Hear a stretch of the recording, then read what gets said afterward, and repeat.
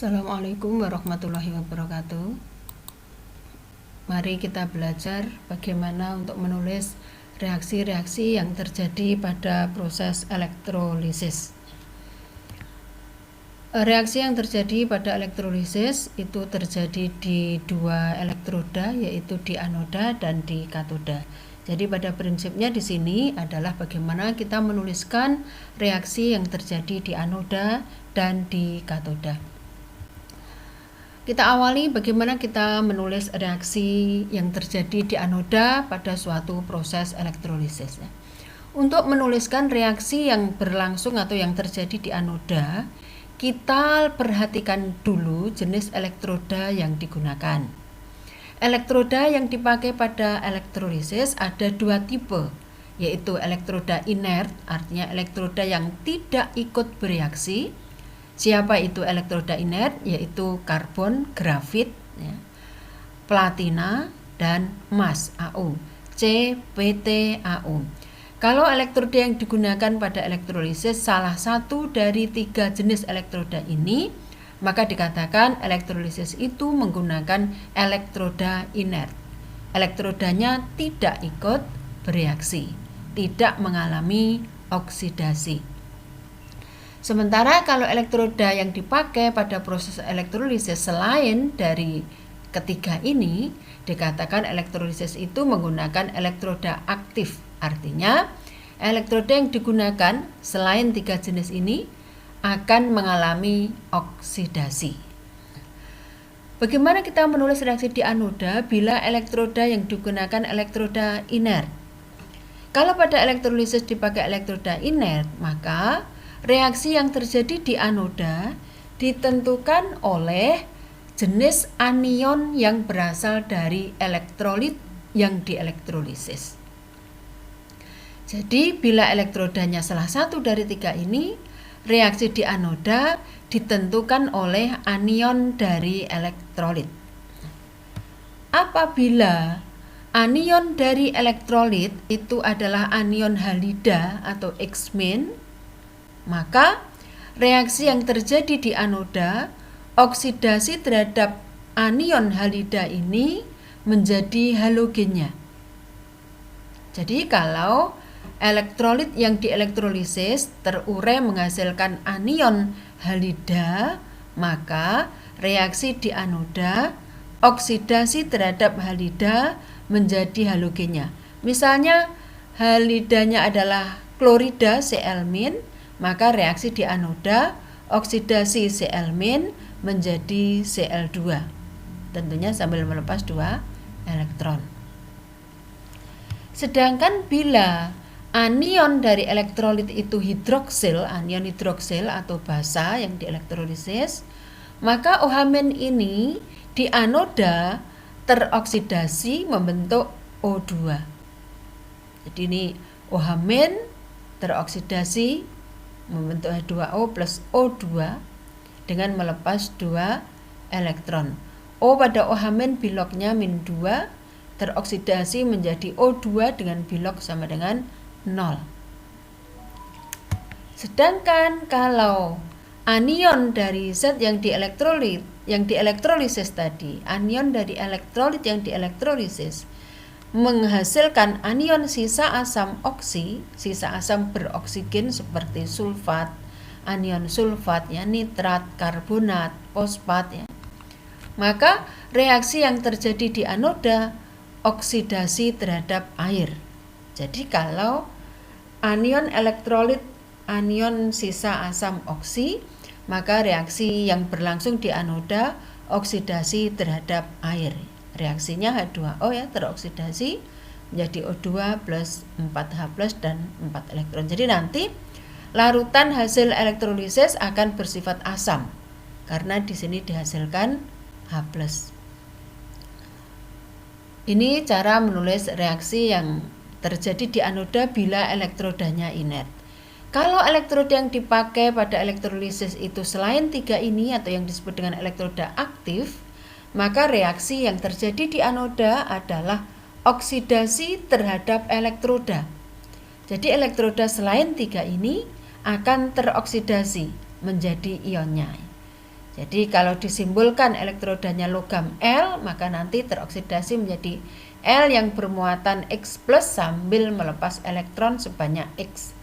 Jadi misalnya elektrolisis menggunakan elektroda besi. Nah, besi tidak termasuk di sini. Maka reaksi di anoda adalah oksidasi besi menjadi ionnya. Jadi Fe solid menjadi Fe2 plus 2 elektron. Pada elektrolisis menggunakan elektroda tembaga, menggunakan anodanya tembaga, maka di sini reaksi di anoda Cu teroksidasi menjadi Cu2 plus 2 elektron. Ini cara kita menulis reaksi di anoda. Sedangkan untuk menulis reaksi di katoda, kita langsung memperhatikan kation dari elektrolit, kation dari zat yang dielektrolisis. Bila kation dari elektrolit yang kita elektrolisis adalah kation logam transisi, maka reaksi di katoda reduksi terhadap kation logam transisi itu menjadi logamnya. Misalnya kationnya Cu2 plus ya tereduksi menjadi Cu, Fe2 plus tereduksi menjadi Fe, dan seterusnya. Cr3 plus tereduksi menjadi Cr. Sedangkan bila kation dari elektrolit yang dielektrolisis itu kation logam golongan 1A, 2A, 3A, maka reaksi di katoda reduksi terhadap air. Ini menghasilkan H2 ya. H pada H2O biloknya kan plus 1 berubah jadi H2 bilok 0 di sini. Terjadi reduksi dan nanti larutan hasil elektrolisis menjadi bersifat basa karena dihasilkan OH-.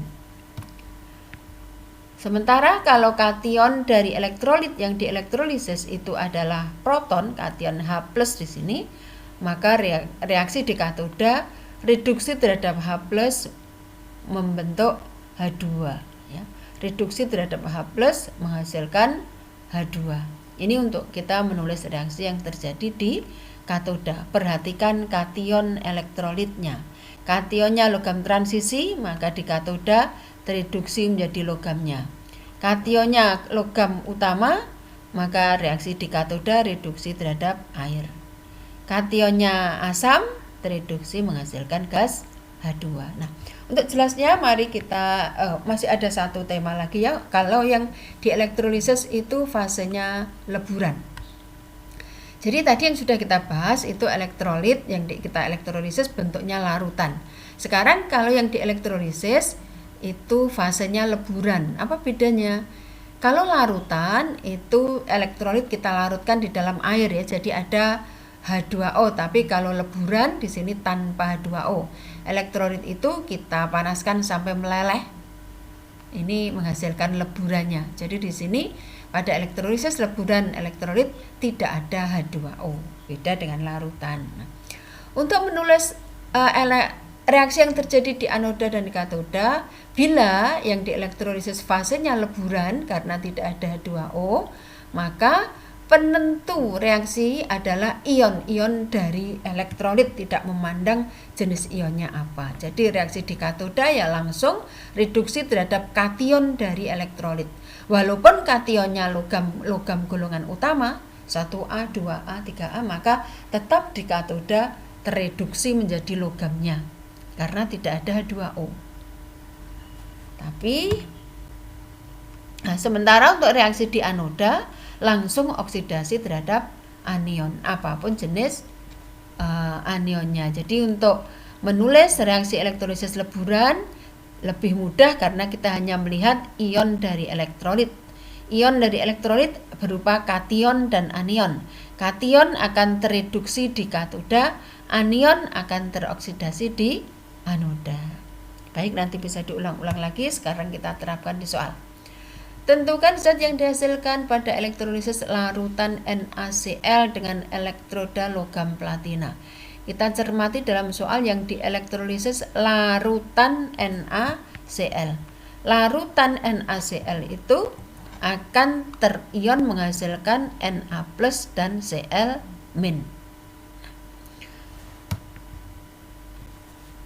Reaksi yang terjadi di anoda. Di anoda penentunya kita lihat di sini, kita harus lihat dulu elektroda yang dipakai. Pada soal ini elektrodanya adalah logam platina, PT. PT termasuk kelompok elektroda inert. Maka reaksi di anoda karena elektrodanya inert ditentukan oleh anion dari elektrolit. Anion dari elektrolit adalah Cl-. Maka sesuai aturan, anion halida teroksidasi menjadi halogennya, sehingga reaksi di anoda 2 Cl- menghasilkan Cl2 plus 2 elektron.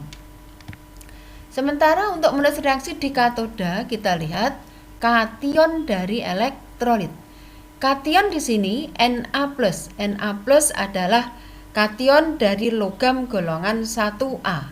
Sesuai aturan tadi, kalau kationnya kation logam utama golongan 1A, 2A, 3A, maka reaksi di katoda reduksi terhadap H2O menghasilkan H2 dan 2OH-. Jadi pada elektrolisis larutan NaCl dengan elektroda platina, zat yang terbentuk adalah gas klor Cl2 di anoda dan gas H2 di katoda.